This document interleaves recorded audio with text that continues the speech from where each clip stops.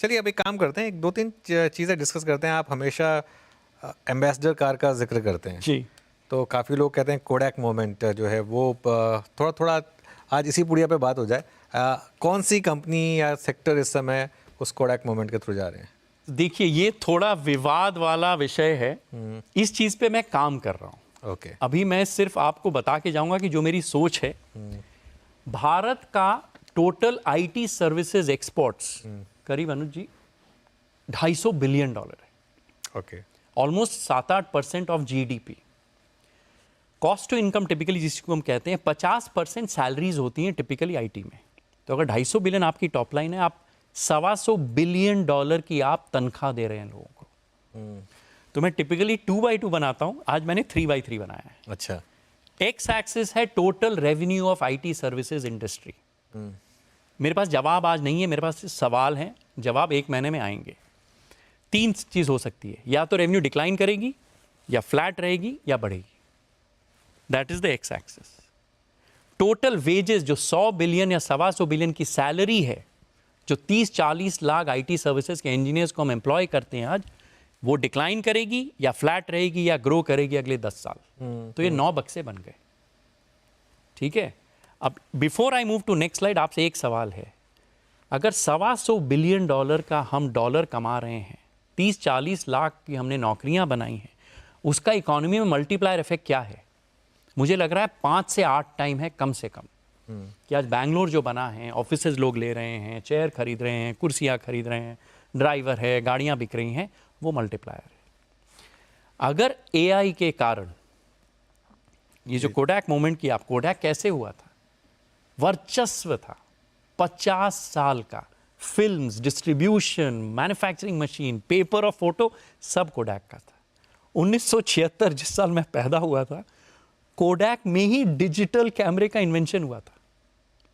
But उन्होंने उस पर फिर ध्यान नहीं कुछ नहीं किया। 24 साल बाद कोडैक जीरो हो गई इन 24 मंथ्स।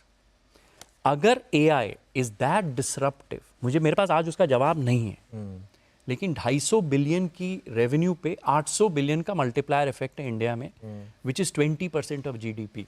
अब आप नेक्स्ट स्लाइड लगाइए। बेस्ट केस इंडिया के सिर्फ ऊपर के 3 बक्से हैं कि हमारी सैलरी ग्रो करनी चाहिए।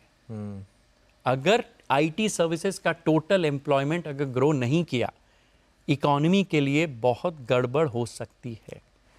Anything in the red box, जहां लेट्स से टीसीएस है, टीसीएस कहती है कि मेरी रेवेन्यू बढ़ेगी, मैं नए लोगों को नहीं लूंगा अब, तो टीसीएस की मार्जिन बढ़ेगी, टीसीएस का शेयर प्राइस बढ़ेगा, लेकिन it's not good for the economy. But stocks तो अभी भी आउट परफॉर्म कर रहे हैं अगर आप देखें तो मैं अब वही मैं आपके कह रहा हूँ, अगले 18 महीने से 24 महीने में एआई में बहुत नौकरियां आएंगी। ओके। लेकिन अगर सॉफ्टवेयर लिखने की जरूरत ही नहीं है, कंप्यूटर ही करेगा, तो क्या आपको 30-40 लाख लोगों की जरूरत है होगी? हाँ। कि 10 लाख लोगों की जरूरत है और 5 लाख एआई एजेंट्स की जरूरत है? आज मेरे पास उसका जवाब नहीं है, मेरे पास सवाल हैं। लेकिन अगर कोई कोडैक मोमेंट है इंडिया में, यहां मुझे रिस्क लगती है स्ट्रक्चरली। सो हमें, आपको, सरकार को, सीईओज को मिलके कुछ करना पड़ेगा। वही मैंने, इसीलिए मैं राज कपूर जी की यहाँ फोटो बनाई है। जो आप लास्ट स्लाइड अगर देखें, हाँ दिखाइए, वो मजेदार है। अब एक उनका गाना था ना, मेरा जूता है जापानी, पतलून इंग्लिस्तानी। तो अभी आप देखिए, हमारी फैक्ट्री की मशीन है जापानी। ठीक है। हमारे एयरक्राफ्ट का इंजन है इंग्लिस्तानी, रोल्स रॉयस का। तेल और हमारा मिग है रूसी। सिर्फ आईटी सर्विसेज है हिंदुस्तानी, मजाक की बात नहीं है। We need manufacturing engine. ये तीनों बाकी जो इंजन है ना, वो पहिए हमें चाहिए। आईटी सर्विसेज पे अकेले हम नहीं खड़े रह सकते अगले 10 साल। Okay. This is what I am working on. इसकी एनालिसिस अगले 1 महीने में आपके बाद में बहुत बढ़िया पुख्ता लेके आऊंगा। चलिए, तो एक काम करेंगे, फिर 1 महीने बाद दोबारा आपसे बात करेंगे जी। और कुछ और टॉपिक पर बात करेंगे। और एक इस शानदार Raj Kapoor the showman, the original showman, इस इमेज के साथ ही इस आज के शो को यहीं एंड करेंगे। अजय जी, बहुत बहुत शुक्रिया आज हमारे साथ आप आए। मुझे बहुत अच्छा लगा इस कॉन्वर्सेशन में, और एंड आई होप कि हम इस कॉन्वर्सेशन को अब रेगुलर बनाएं, ताकि इसी तरीके की थोड़ी सी और चीज़ें निकल के आएँ। तो अब 2 महीने बाद आएंगे आप अगली बार, तो 2 महीने बाद आपसे फिर दोबारा बात। बहुत अच्छी, थैंक यू, धन्यवाद, थैंक यू सो मच।